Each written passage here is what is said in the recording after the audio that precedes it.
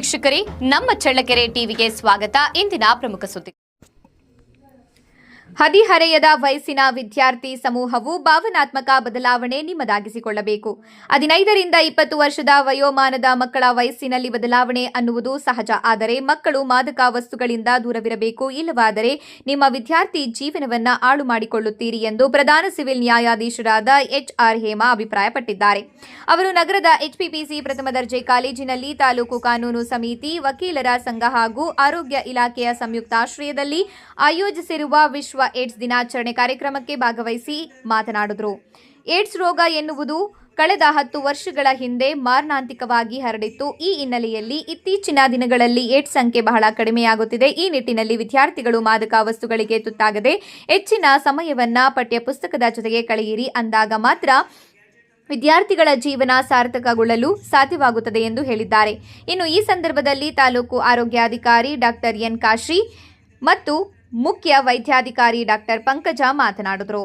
ಇನ್ನು ಈ ಸಂದರ್ಭದಲ್ಲಿ ಮುಖ್ಯ ಆಡಳಿತಾಧಿಕಾರಿಗಳು, ಸಾರ್ವಜನಿಕ ಆಸ್ಪತ್ರೆ ಡಾಕ್ಟರ್ ಪಂಕಜ, ವಕೀಲರ ಸಂಘದ ಅಧ್ಯಕ್ಷರಾದ KM ನಾಗರಾಜ್, ಪ್ರಾಂಶುಪಾಲರಾದ professor doctor KM Devappa, Palayya, Siddaraju, Rudrayya, Nanda Jyoti ಸೇರಿದಂತೆ ಅನೇಕ ಉಪನ್ಯಾಸಕರು, ವಿದ್ಯಾರ್ಥಿಗಳು ಭಾಗಿಯಾಗಿದ್ದರು. ಏನೇ ಬೆಳವಣಿಗೆ ಆಗಲಿ, ನಮ್ಮಲ್ಲಿ ಏನೇ ಉತ್ಸುಕತೆ ಇರಲಿ, ಅದಕ್ಕೆ ಫಾಸ್ಟ್ ಜಾಸ್ತಿ ಹೋಗಬಾರ್ದು. ನಾವು ಏನೇ ಇದ್ರೂ ತಿಳ್ಕೊಳ್ಳೋಣ, ವಿಷಯಗಳನ್ನ ತಿಳ್ಕೊಳ್ಳೋಣ. ಆದರೆ ಅದರಿಂದ ಆಗುವ ಮೆರಿಟ್ಸ್ ಏನು, ಡಿಮೆರಿಟ್ಸ್ ಏನು, ಅದನ್ನು ನಾವು ಯೋಚನೆ ಮಾಡೋಣ. ಮೊಬೈಲಲ್ಲಿ 90% ಒಳ್ಳೆಯದೇ ಇರುತ್ತೆ. ನಮಗೆ ಗೊತ್ತಿಲ್ಲದಿರೋದೆಲ್ಲ. ಮುಂಚೆ ಏನಿತ್ತು, ಒಂದು ಹಾಡು ಕೇಳಬೇಕಂದ್ರೆ ಟೇಪ್ ರೆಕಾರ್ಡ್ ಹಾಕಿ ರಿವೈಂಡ್ ಫಾರ್ವರ್ಡ್ ಮಾಡಿ ಆ ಹಾಡು ಕೇಳ್ತಾ ಇದ್ವಿ. ಈಗ ಹಂಗಿಲ್ಲ. ಗೂಗಲಲ್ಲಿ ಹೋಗಿ ಹಾಡು ಕೇಳಿ ಅಂತಂದರೆ ಬಂದ್ಬಿಡುತ್ತೆ. ನನಗೇನು ಗೊತ್ತಿಲ್ಲ, ಒಂದು ಸರ್ತಿ ಒಂದು ವರ್ಡ್ ನೀನು ಟೈಪೇ ಮಾಡೋದು ಬೇಡ, ಏನದು ಆಸ್ಕ್ ಮೆಟಾಯ್ ಎಲ್ಲ ಬಂದೋಗುತ್ತೆ. ಸೊ ಗ್ಯಾಡ್ಜೆಟ್ ಇದೆಲ್ಲ ಅದು ಬಹಳ ಮುಖ್ಯ. ನೀವು ಅದನ್ನು ಬಹಳ ಕಾನ್ಷಿಯಸ್ ಆಗಿ ಯೂಸ್ ಮಾಡಿರಿ. ಅಂದರೆ ಯೋಚನೆ ಮಾಡಿ ನಾನು ಅದರಲ್ಲಿ ಏನು ತೆಗಿಬೇಕು ಅಂತ ನೋಡ್ರಿ. ಬಿಕಾಸ್ ಈಗ 1ನೇ ಕ್ಲಾಸ್ 2ನೇ ಕ್ಲಾಸ್ ಮಕ್ಳ ಹತ್ರನೂ ಮೊಬೈಲ್ ಇರುತ್ತೆ. ಅದರಲ್ಲಿ ಏನು ಬೇಕಾದರೂ ಬರಬಹುದು, ನೀವು ಕೇಳಿಲ್ಲದೆ ಇರೋದು ಬರಬಹುದು. ಸೊ ಮೊಬೈಲ್ ಯೂಸ್ ಮಾಡ್ಬೇಕಾದ್ರೆ, ಗ್ಯಾಡ್ಜೆಟ್ಸ್ ಯೂಸ್ ಮಾಡ್ಬೇಕಾದ್ರೆ ಬಹಳ ಬಹಳ ಬಹಳ ಯೋಚನೆ ಮಾಡಿ ಯೂಸ್ ಮಾಡಿ ಮಕ್ಕಳೇ. ಒಂದು. ಎರಡನೇದು, ಕಾಯಿಲೆ ಬಂದ ಮೇಲೆ ನಾವು ಸಫರ್ ಮಾಡೋದು ಬೇಡ. ಕಾಯಿಲೆ ಬರೋದಕ್ಕೂ ಮುಂಚೆ ನಾವು ಏನೇನು ಪ್ರಿಕಾಷನ್ಸ್ನ ತಗೋಬೇಕು. ಇದು ಗಂಡು ಹೆಣ್ಣು, ಹೆಣ್ಣು ಗಂಡು ಲೈಂಗಿಕತೆಯಿಂದ 90% ಆಗುತ್ತೆ. ಇನ್ನು ಮಿಕ್ಕಿದ್ದೆಲ್ಲ ಜಸ್ಟ್ 1 to 2% ಆಗುತ್ತೆ. ಇದು ಎಲ್ರಿಗೂ ಗೊತ್ತಿರೋ ಸತ್ಯ. ಈ ನಿಮ್ಮ ಏಜ್ ಏನಿದೆ ಅಂದರೆ ಸ್ನೇಹ ಭಾಳ ಖುಷಿ ಕೊಡುತ್ತೆ. ಗಂಡು ಹೆಣ್ಣಿಗೆ ಆಗಲಿ, ಹೆಣ್ಣು ಗಂಡಿಗೆ ಆಗಲಿ ಸ್ನೇಹ ಭಾಳ ಖುಷಿ ಕೊಡುತ್ತೆ. ಆದರೆ ಸ್ನೇಹಕ್ಕೊಂದು ಸಣ್ಣ ಗೆರೆ ಇರಲಿ. ಸಲಿಗೆ ಭಾಳ ಖುಷಿ ಕೊಡುತ್ತೆ. ಇಂಟಿಮೆಸಿ ನಾವು ಏನಾದರೂ ಒಬ್ರ ಹತ್ರ ಶೇರ್ ಮಾಡ್ಕೊಂಡ್ರೆ, ಅದರಲ್ಲೂ ಹೆಣ್ಮಕ್ಳು ಗಂಡ್ಮಕ್ಳ ಹತ್ರ ಹೆಣ್ಮಕ್ಳ ಹತ್ರ ಕಷ್ಟ ಶೇರ್ ಮಾಡ್ಕೊಂಡ್ರೆ ಅದಕ್ಕೊಂದು ಸೂದಿಂಗ್ ಎಫೆಕ್ಟ್ ಇರುತ್ತೆ. ನಿಮ್ಮ ಏಜಲ್ಲಿ ಅವೆಲ್ಲ ಕಾಮನ್, ಅದು ತಪ್ಪು ಅಲ್ಲ. ಆದರೆ ಅದು ಸ್ನೇಹಕ್ಕೂ ಮೀರಿದ್ದ ಸಲಿಗೆ ಬೇಡ. ಅದಕ್ಕೊಂದು ಸಣ್ಣ ಗೆರೆ ಇರಲಿ. ಸ್ನೇಹಕ್ಕೂ ಒಂದು ಸಣ್ಣ ಗೆರೆ ಇರಲಿ, ಸಲಿಗೆಗೂ ಒಂದು ಸಣ್ಣ ಗೆರೆ ಇರಲಿ. ಅವಾಗೇನಾಗುತ್ತೆ, ಸಿಂಪಲ್, ಆರೋಗ್ಯ ಭಾಳ ಚೆನ್ನಾಗಿರುತ್ತೆ.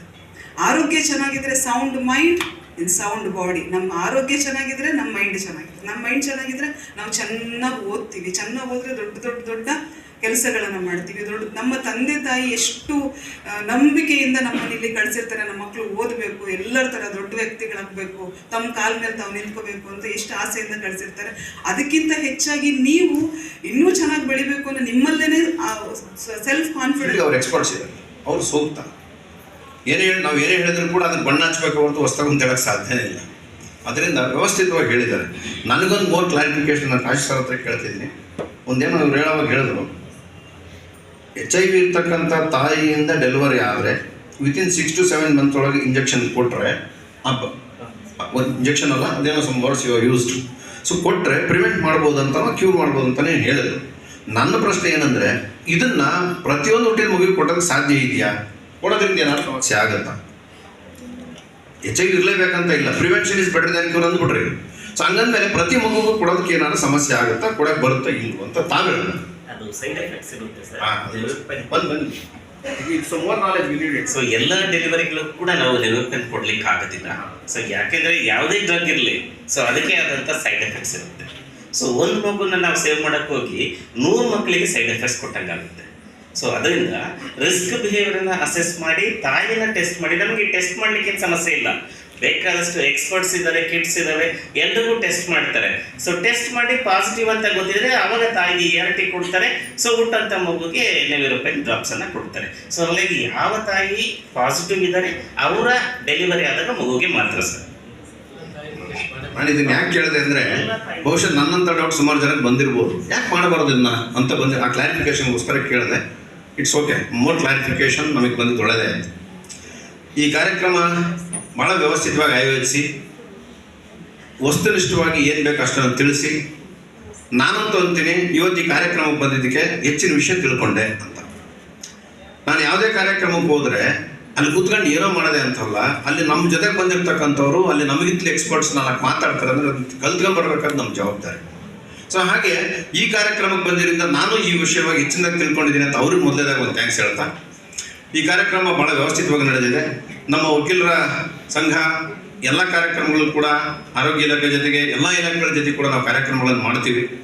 ಈ ಸಂದರ್ಭದಲ್ಲಿ ವಕೀಲರ ಸಂಘದ ಅಧ್ಯಕ್ಷನಾಗಿ ನಾವು ಕಾನೂನಿಗೆ ಸಂಬಂಧಪಟ್ಟಂತೆ 2 ವಿಷಯಗಳನ್ನು ಹೇಳೋದೇ ಆದರೆ, ನಮ್ಮಲ್ಲಿ ಪ್ರತಿಯೊಂದು ನಮ್ಮ ತಾಲೂಕು ಕಾನೂನು ಸೇವಾ ಸಮಿತಿ ಅಂತ ಸ್ಟಾರ್ಟ್ ಆಗಿದ್ದು ಸುಪ್ರೀಂ ಕೋರ್ಟ್